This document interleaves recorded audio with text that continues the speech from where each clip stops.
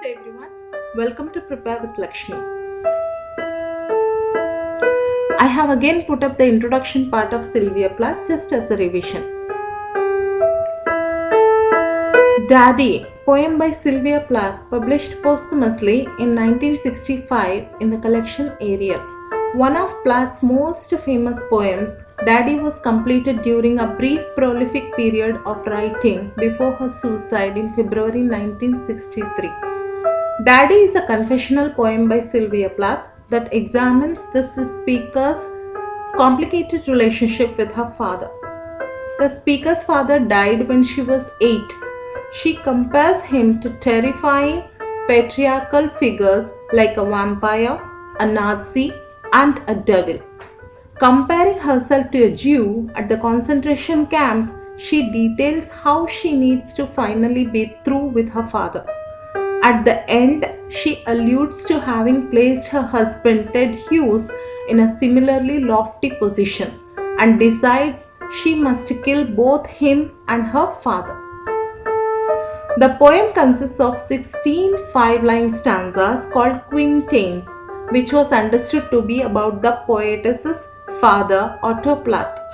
There is no rhyme to the poem, so the poem has 80 lines. The literary devices used in the poem are assonance, metaphor, personification, onomatopoeia, enjambment, alliteration, imagery, consonance, and simile.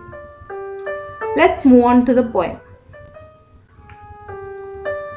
I will be reading one stanza at a time and explain it, and I have also bolded some of the words to remember the poem easily. You do not do anymore, black shoe, in which I have lived like a foot for 30 years, poor and white, barely daring to breathe or achoo. The speaker compares her father to a black shoe, and she is like a foot stuck in that shoe for 30 years, and she was very, very scared. Daddy, I have had to kill you. You died before I had time. Marble heavy, a bag full of God, ghastly statue with one grey toe, big as a Frisco sea. The speaker says he died before she had time. For what is not explained. Marble heavy, maybe she was talking about him dead in a marble gravestone. She refers to the dead body in a body bag as a bag full of God. The grey toe of his father is as big as San Francisco seal. And a head in the freakish Atlantic where it pours bean green over blue in the waters of beautiful Nauset. I used to pray to recover you, achoo.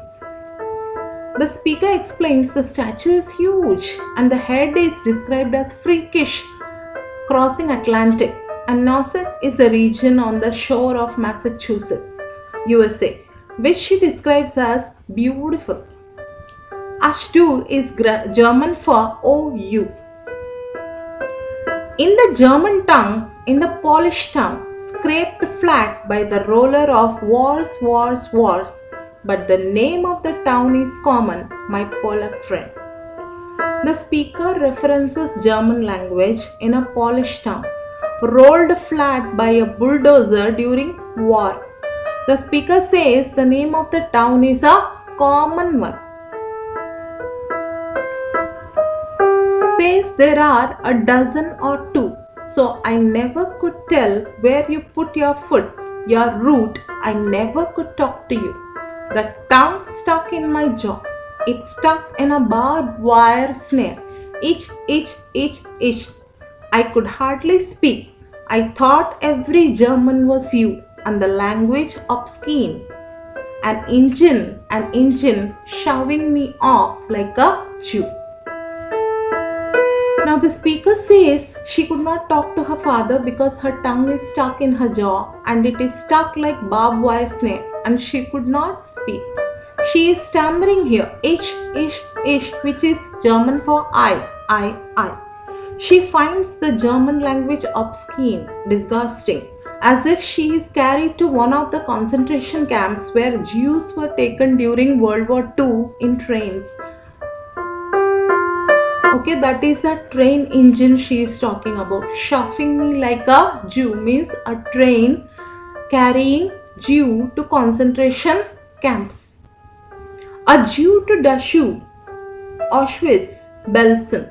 I began to talk like a Jew. I think I may well be a Jew. Now she is saying she is opposed to German language so much that she talks like a Jew. And these are the places, Dachau, Auschwitz and Belsen are the places where concentration camps were located, where Jews were taken in a train. The snows of the Tyrol, the clear beer of Vienna are not very pure or true. With my gypsy ancestors and my weird luck and my Tarak pack, I may be a bit of a Jew. Now, Tyrol is part of Alpine mountain region with snow caps. Vienna is capital of Austria. The whiteness or purity of Tyrol and clear beer of Vienna are contrasted with darkness of the Holocaust of World War II. The poetess might have had a gypsy ancestors and they read tarot cards. So she says she might be a bit of a Jew herself as she is afraid of Germans. I have always been scared of you with your Luftwaffe, your gobbledygook, and your neat mustache and your Aryan eye, bright blue. Panzerman, oh you. She is saying she is afraid of her father. Luftwaffe is German word for Air Force. Now with his neat mustache and Aryan eye, bright blue, he looks like a German. Now when we say mustache, neat mustache, we can see the picture of Hitler with his mustache. So she thinks he is a German and she is a bit of a Jew and she is afraid of her father. Panzerman refers to German tank drivers, and then previously she had told in German Achtung, oh you. Again she is repeating this, oh you. Not God, but a swastika so black no sky could squeak through. Every woman adores a fascist, the boot in the face, the brute heart of a brute like you. Now she knows swastika is a Nazi symbol which represents evil. She goes on to say that every woman loves a brute, the brute who kicks her face with a boot. She is saying every woman loves a fascist. Now you stand at the blackboard, Daddy, in the picture I have of you, a cleft in your chin instead of your foot, but no less a devil for that. No, not any less the black man who bit my pretty red heart in two. Now she describes her father standing in front of a blackboard and she says he is no less than a devil. She describes her father as a black man, not the color of the skin. Maybe she is referring to being evil person who broke her heart into two when he died. It was his responsibility to look after her, but he died very early when she was only 8 years old and she feels cheated. She says here she was 10, but when her father died she was only 8. I was 10 when they buried you. At 20, I tried to die and get back to you. I thought even the bones would do. Now, she says here she was 10, but she was 8 when he died. She wants to go back to him. She wants to get back to him. Means as in revenge. She wants to have revenge with her father. When she dies and buried near her father, then her bones will be at least near her father. That would do for her. That will be enough for her.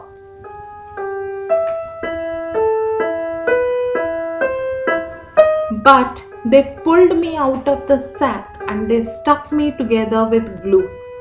And then I knew what to do. I made a model of you, a man in black with a Menkaff look. Now in this stanza, the speaker says she tried to kill herself but was brought back to life. They stuck me together with glue. That means she was hospitalized and she was repaired, as in. Now she knows what to do. What she needs to do is she needs to make a model of him. Maybe find someone who is like her father, like eventually she found Ted Hughes. Mein Kampf is a German, means my struggle. Mein Kampf in German means my struggle, and this is the name of the book written by Hitler. And the love of the rack and the screw, and I said, I do, I do. Now she is saying rack and screw are the instruments used to torture the prisoners during wars. She said, I do, meaning she married such a kind of a person who is a fascist. She says, so daddy, I am finally through. The black telephone's off at the road. The voices just can't warm through. Now, she says she is through with her father. She is done with her father. She has cut the black telephone cord and the voices cannot reach her now. If I have killed one man, I have killed two. The vampire who said he was you and drank my blood for a year, 7 years if you want to know. Daddy, you can lie back now. She says she has killed two people in the poem. One is her father and one is the model of her father. Maybe she is talking about Ted Hughes over here. She calls him vampire and says he drank her blood for 1 year. No, she goes back and corrects herself and says it is for 7 years and now you can go and lie down. No, now in real life, she was married to Ted Hughes for 7 years and then she got a divorce. She wrote these poems when she was recently broken up with him. So maybe she was saying she killed her father as well as the model of her father whom she married, that is Ted Hughes.